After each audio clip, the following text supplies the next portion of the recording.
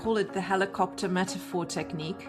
And it means that you have to have situational awareness continuously, and especially when you're in a room with somebody. When people are in a room, they're sometimes grabbed by the content only. Most people are aware of content, but they're not always aware about the other three.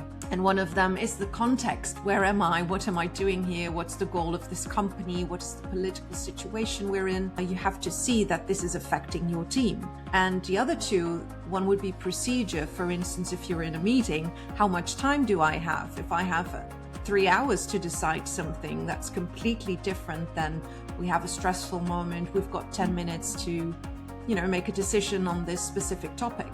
The last one is interaction. Who's speaking, who's not speaking?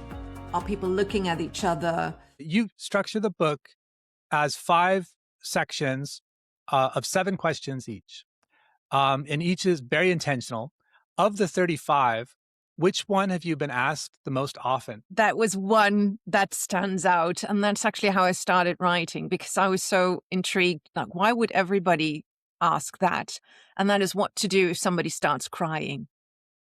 And this is one of the things that I've been asked by colleagues that wanted to know what if my colleagues is crying, managers, board members, everybody just wants to know, if I come across somebody and I see tears, somebody emotional, they kind of freeze and they don't know what to do. So that's actually when I started writing. Maybe people should know what to do if somebody is crying. And is that the one that you would lead with today if you were to write a new version? Well, for me, all the questions are important, else I wouldn't have started with them. But I think more and more now, you see a lot of focus on difficult conversation, working with so-called difficult people. That could be toxicity is a question I get a lot these days, like how to interact with somebody who's a bit more toxic, or maybe not even toxic, but a bit more difficult, has different ideas or different values, or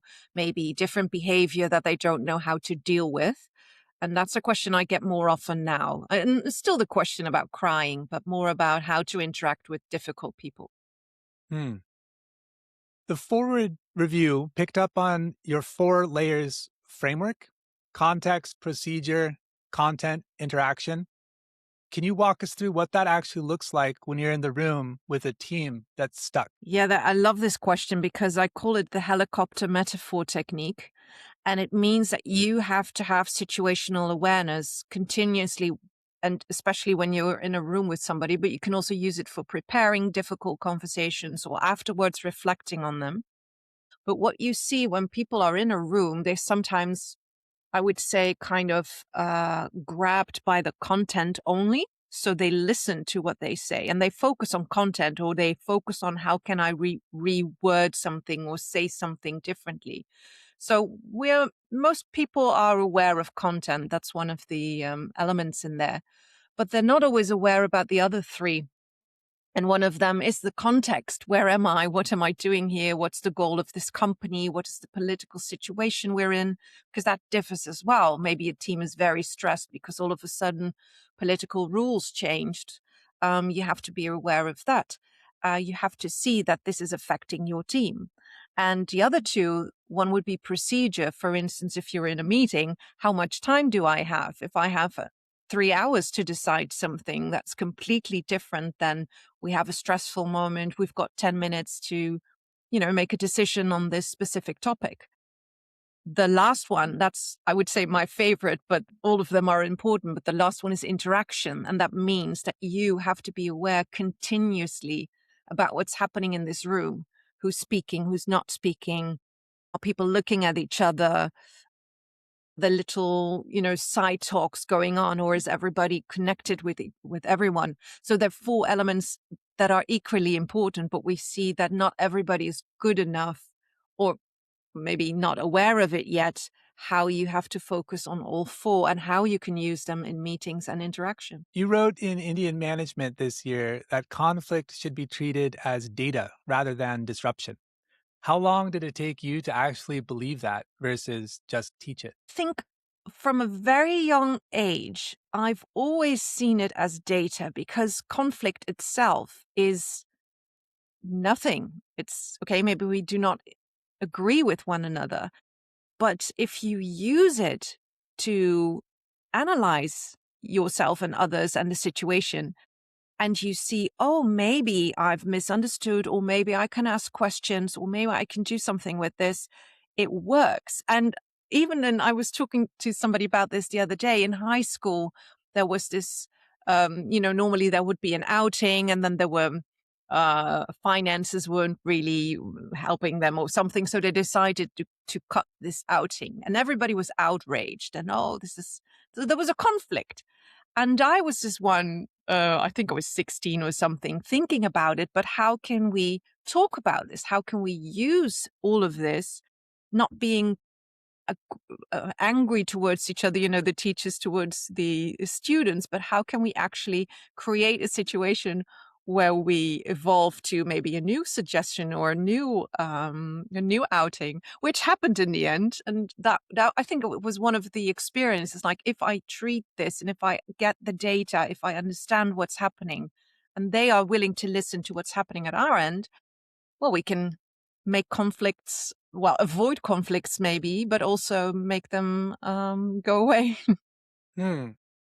Yeah, I've found that generally speaking, it's better to have the conflict because of the data Yes. and the learning, because there's so many unknowns. Yes. And if you avoid the conflict, which is, I think, the easier route up front, it's almost like buying something on credit card where you have the accruing interest on the back end so that Yes. when you have the inevitable conflict, you're carrying a greater cost.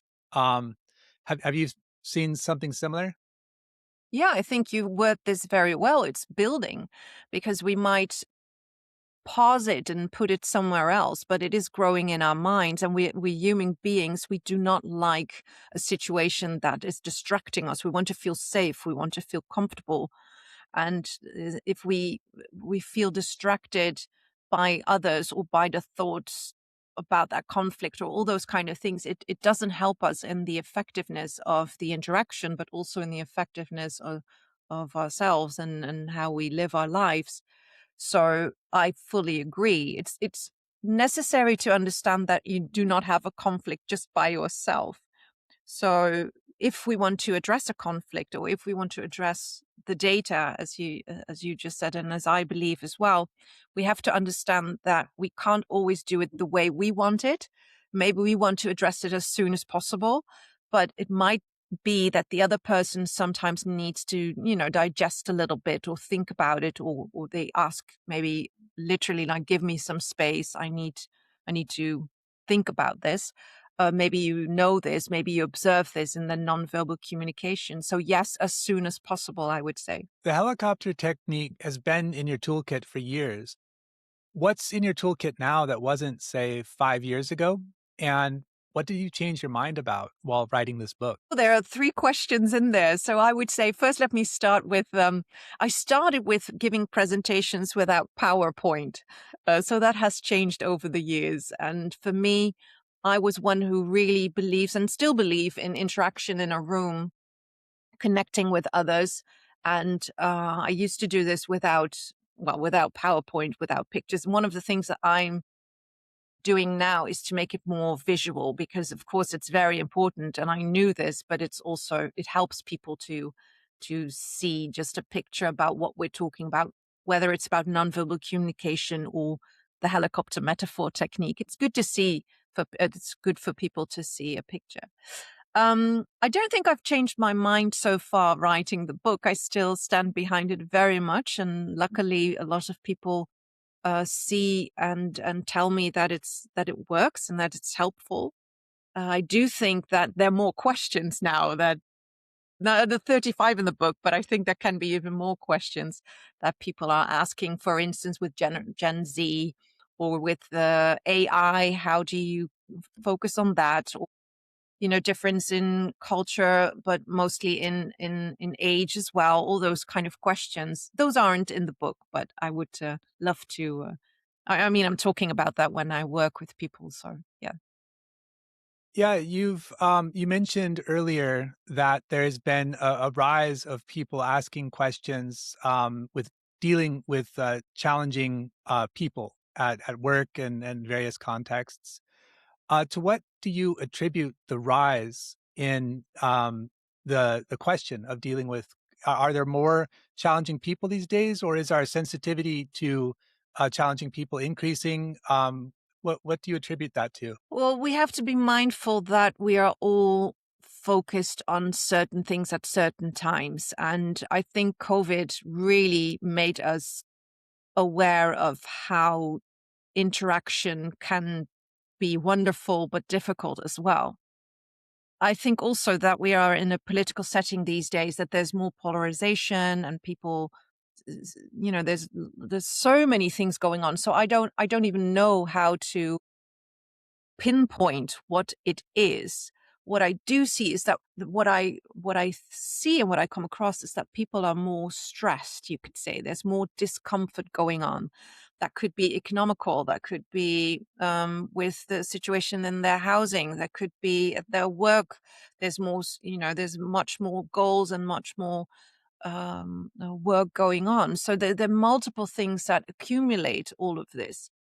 And I would say that people, because of timing, because of a high pace of living, because of a lot of data that is coming to us, I think more and more we do not take the time to reflect on ourselves or reflect on others and reflect on the communication we have. So that we kind of more focused on responding first, reacting, instead of reflecting first. I think that is what is happening, that we should, I think it's helpful if you reflect a little bit more and then have a conversation instead of, okay, I'm going to respond to you now because this is what I need or this is what I think about you. You've trained 9,000 people across 10 countries. What's the failure mode you see most often, or the same mistake that people are making, even though they've read every book or taken every course? Is to put it into practice. So that's one of the reasons. So it's fantastic that people read books, and it's amazing that they go to courses to, for instance, reflect on themselves, or to learn about behavior, or to learn about communication. But if you just keep it in your head and you do not put it to practice, you do not try it, and you do not nudge yourself a little bit out of your comfort zone to get new behavior or to focus on new behavior, to try on new behavior, it will just stay in your head and you will not evolve. You will not, well, become more effective. And I would say a lot of people struggle with that. I'm very honored that I can nudge them sometimes. Just try it out. Just see what happens and do it in a situation where you feel a bit more comfortable. You can even have a conversation on the street if you want to, but please use your knowledge, use your data, use what you've read. Do you have an example in your professional or personal life of how you have pushed yourself outside of your comfort zone, and what was some of the learning or observations you had? My French would say she always pushes herself out of her comfort zone. She's always nudging herself. Um, I think there are many examples. So for me, writing the book was one. I was writing articles already, and I had this idea, but it's hard. You have to push yourself, and you have to dedicate time and effort, and writing is not always as easy as people think it is. So that was one of the things that I tried, and first it was just I want to write, and now we'll see where it goes.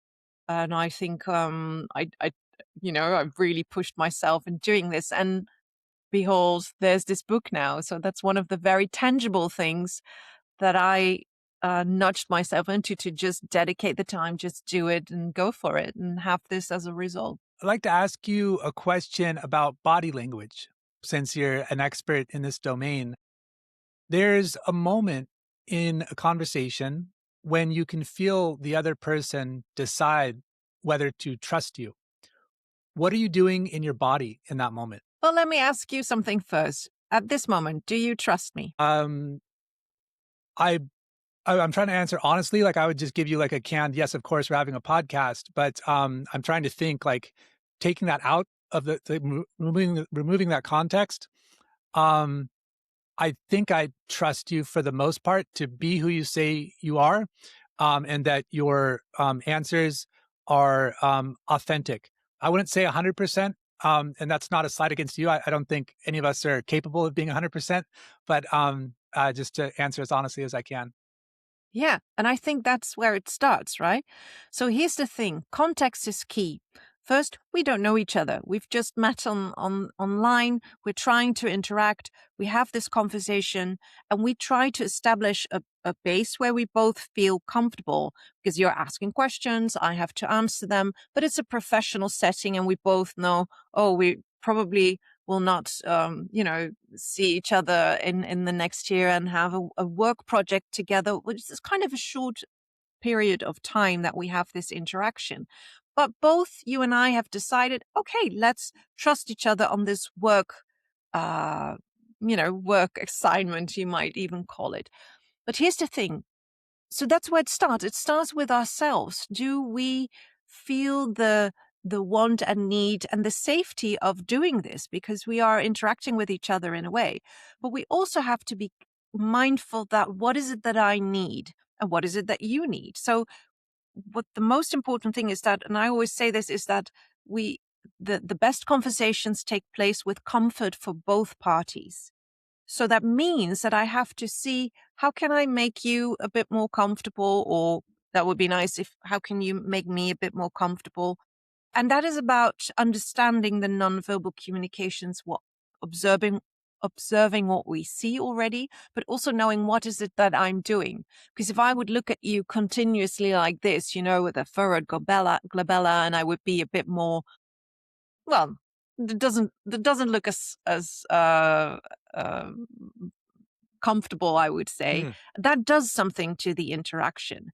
If I mhm, would just look at you and not nod my head, as you're doing now, you're nodding your head, that helps for the interaction. So there's all these little things, there are many, but it helps us in trustworthiness, it helps us in connecting with each other, but also our voice. A lot of people forget about the voice when we talk about nonverbal communication.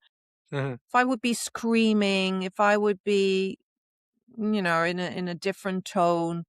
That all helps. Well, that wouldn't help, but it helps to be mindful of your voice.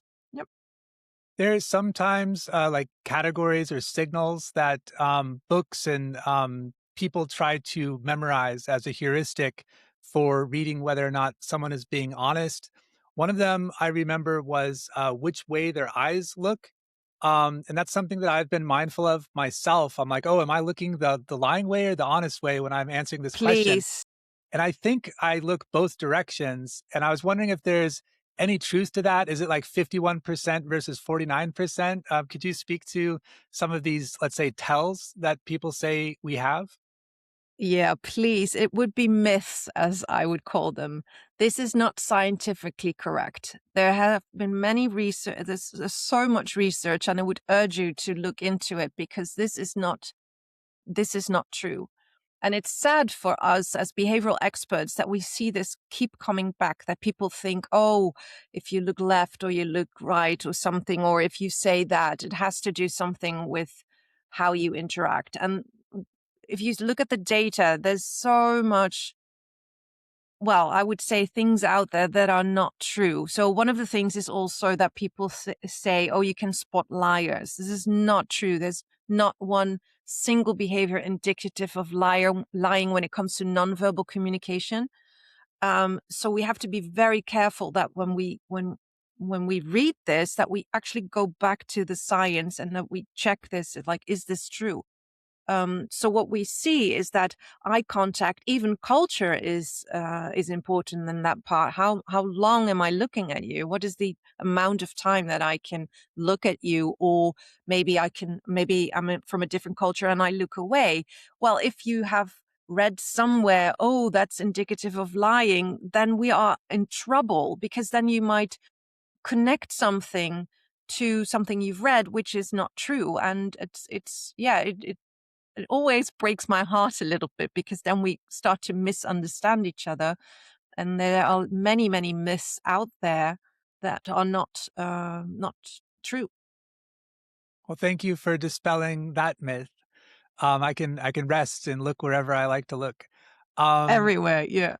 The book covers managing a supervisor with narcissistic tendencies. And it seems that that term or concept is on the rise. And I can think of a few reasons why it may be, with more time spent online in perfectly curated algorithmic environments, et cetera. 20 years in this work, have you developed a view on whether those people with narcissistic tendencies can actually change, or whether the realistic move is learning to work around them? Good question. Again, first, I always say a trigger warning, because if you're working with somebody with those tendencies, it can be really intense and it hurts a lot of people. Sometimes it might be a little bit, there's a scale, of course, when we talk about narcissistic traits. And it might be that you're experiencing a little bit of narcissism at your workplace, and then you might be able to work around it. But there are also a lot of examples out there that when people working with, proper continuously behavior that is showing narcissism or narcissistic traits, it's devastating. So we have to again be mindful. I'm not a psychologist. We are not psychologists. When you a lot of people that are working in the field with somebody with narcissistic traits. So we always have to look at the behavior. And some behavior might be okay with you. You're like, okay, that's happening today. That's this person having a certain kind of behavior. I can deal with this. But you have to be, again, reflective on yourself. Is this sustainable? Because, sometimes you might think, I can work with this. So you kind of convince yourself that it's okay, but in essence, you might not sleep or cry or have a stomach ache when you start your work in the morning. So you have to be very mindful. Mhm. You've worked across the Netherlands, the UK, the US, Czech Republic, Sweden, Romania, and many more countries. Is there a difficult conversation move that works in one culture and fails in another? You mentioned the eye contact analogy previously. Is there something like that with working through difficult conversations? Well, again, you have to think about the helicopter metaphor technique. What kind of context am I in? Not every culture is the same, and not every conversation is the same. So for me, being Dutch, I have to be mindful sometimes, because the Dutch tend to be a bit blunt. And if we see something or we're experiencing something, we might say, what's going on? Why don't you do this? Or why don't you do that? And in my country, that's not frowned upon at all. Actually, we prefer that. Oh, please just tell me what you want and need. Still being mindful of being kind, not as a, but we're blunt though if you compare it to other cultures. And so when I started working abroad, I knew this, of course, but you have to find a way in how to interact with somebody. So, for instance, giving feedback. Everybody likes, in the end, everybody likes to get feedback because you can learn from it. But the way you word it, the way you say it, differs in different countries. So you have, yeah, I think you have to understand again the nonverbal communication, but also the cultural context and how people respond to, for instance, oh, can you give me some feedback? That would be different in the UK than in the Netherlands, for instance. Yeah, going back to the previous question in terms of feedback, I've found that there is a delta between self awareness. Like, I think I know how I'm coming across to you, but I don't know entirely. Um, and so, your perspective, there might be a topic we touch on, or an answer I give, or a question I ask, that you can provide data that I don't have. And you might choose not to for convenience. Maybe it will embarrass or offend me. Do you have any thoughts on kind of having that accountability, and holding your colleagues and let's say your superiors uh, Hmm. accountable? Yeah. Yeah, you see this a lot because even I've also worked with politicians, but also in business settings. So sometimes I'm asked to guide a team and to work with them, and because maybe they're not cooperating the way they should or they want to, and sometimes I'm very fortunate to talk with each individual, because then they can share a bit more carefree instead of with everybody at the same time. But what I do see is that lots of people sometimes give feedback, or they talk about somebody else, and then I ask them the question, have you ever verbalized this to the person themselves? And a lot of time, and I would say really a lot of time, they say, no, actually, I have not. And then warmly, I confront them, but how do you think somebody can change if they don't know the effect they have on you? And of course, sometimes with hierarchy, you can't always say what you want or say what you want or need to say. But there's so many situations where we see that that there's gossiping going on instead of addressing what is needed in the situation itself. Same thing for managers when they say, oh, please, I'm hiring you because my team is not effective. Have you talked about this with the team? Well, not really, to be honest. So there's many layers of how you can use feedback by because sometimes they don't know how to verbalize it. And that's where it's helpful as well. How can I give feedback in a way that's not offensive, or not in a way that everybody immediately feels that they have to defend themselves? Themselves. So I think if you understand, oh, wait a minute, we are all accountable here. We are working together. We are in a company, in a team. We have similar goals. How can we achieve that in a way that, again, is comfortable for everybody? But that means that you have to address things. You have to interact. You have to verbalize it sometimes. And that's hard. I'm not saying it's easy. I'm not saying that, oh, just do it and, congratulations. But those are the things that will help us to become more effective and to have happier and better workplaces. But we need to make an effort to say something, both all the parties. I think there's a trade-off often, and in our ability to leave our hometowns and, let's say, reinvent ourselves, not be a blacksmith if our family were blacksmiths or something like that. There's a liberty in that, but there's also a responsibility that I don't think we've quite addressed. And that's having the conversations that you described, because I think our minds are optimized for conserving calories. So we'd love it if we were all just like well behaved all the time and having that perfect balance of how is Anne feeling and how am I managing myself. But if there's any kind of slippage on my self conduct, I rely on my environment to some extent to call it out and to help me. I think that we are a balance between an individual and a group organism. And we Yes. can discuss where that responsibility lies and how much should we, comb our hair and brush our teeth before we enter the workplace, so to speak, metaphorically speaking. But I think that there's something missing on that shared responsibility, service, and group focus. And again, I do think that can go too far in the other direction. I'm not saying that that's like set and forget, but I see perhaps an opportunity these days with the internet being what it is for that kind of return to the campfire. I like that idea. Return to the campfires, share stories, and have a better interaction. I think for me, it's also about patterns. So if you would behave in a grumpy way on a day, and I would not be concerned, because, you're a human. Maybe you had a bad night's sleep, all good. If it happens a second time, I might be a bit more startled. Okay, what's happening with him? David, are you okay? But when it's happening a third time, I'm seeing this as a pattern. And when things, again, depending on what is happening, if you would start screaming and throwing things, I would address it in the first moment I would see this. But if it's about patterns, we see reoccurring patterns, then we can address it in a different way than just, somebody who's having an emotion. And again, it's very important that we understand it should not be that you have to act in a way that you're not comfortable with, but me as well. So we're trying to create a setting where we all feel good enough.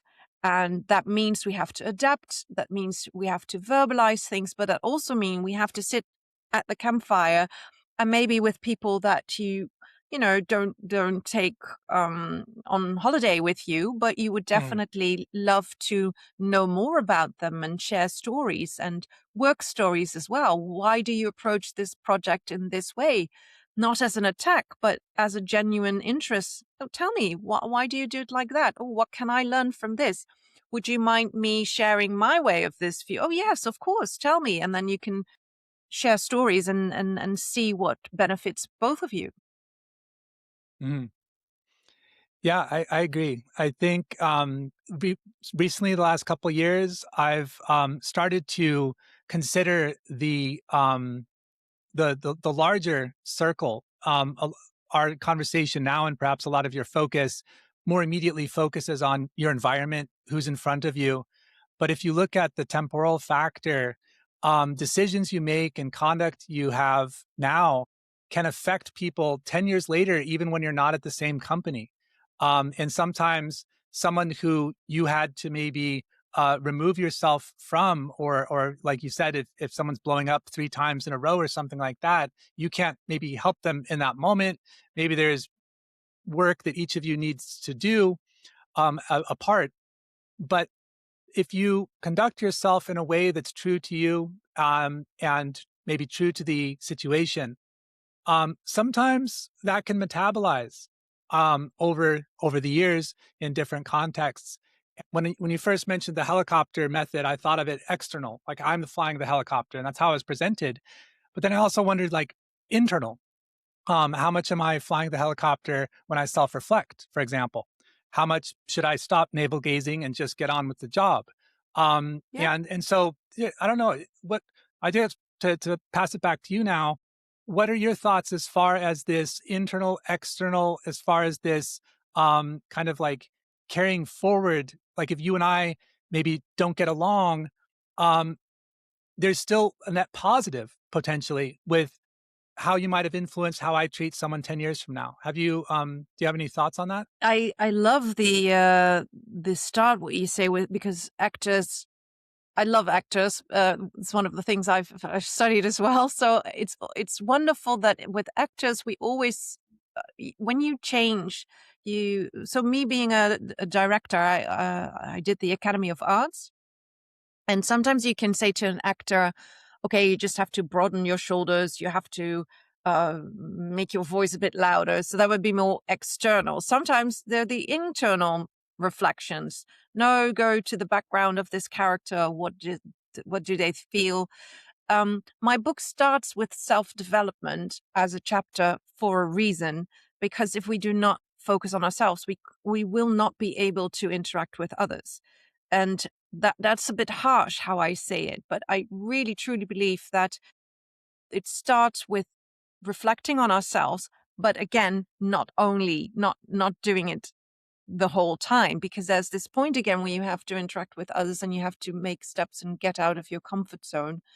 um, but we have to know that we are individuals, but we are, in a setting with a lot of people and a lot of people who want something, who might see things differently.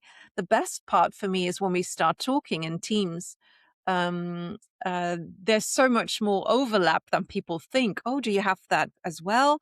Oh, I thought I was the only one being nervous for that project or that client. And then they start interacting. Oh, all of a sudden, we all know that we all have the same or similar feelings and experiences. And but first, we need to understand what is happening with ourselves, or if we're in interaction with somebody, what's the effect I have? What's the effect of the other person? So, inside and outside thinking is hugely important all the time. I'd like to ask you an open-ended question, and I invite you just to answer the kind of gut reaction. What comes to your mind Yeah. first? Okay, bring it on, bring it on. If a CEO is listening to this, um, and had one thing that they should stop doing tomorrow and one thing they should start, so stop and start, what would each be? Ooh, I would say stop being so harsh on yourself. Everybody is so, well, not everybody, but say the majority people that I work with, they're very harsh on themselves. Like, should do this in a better way. I should not have done that. We should improve. Could be goal orientated, could be people orientated, but they're very harsh on themselves, especially CEOs. They're always focusing on more, which is a great quality as well. But, also, take it down a little bit and start with, I would say, more interaction with the people that you're working with and not on a business kind of goals, because there are a lot of conversations going on, like, did you call this client? How is it going? Where are we going in this? But genuinely making contact with people. How was your holiday? How was your weekend? That might seem trivial, but what you get to know as a CEO is, what kind of people am I working with? What are their qualities? If you have good observational skills, if you can listen really carefully, you understand, oh, these people are more focused on, I don't know what it is, but you get to understand your people. And with the quality that your people have, you can build your company. And I would say that's something that people can do more. Do you have any quick tips that can help people improve their listening skill? Yes, not looking at their phones. Put away the device. Um, Writing things down might help sometimes for some people who have a bit of a difficulty with concentrating. Looking at the other person, nodding as you perfectly do.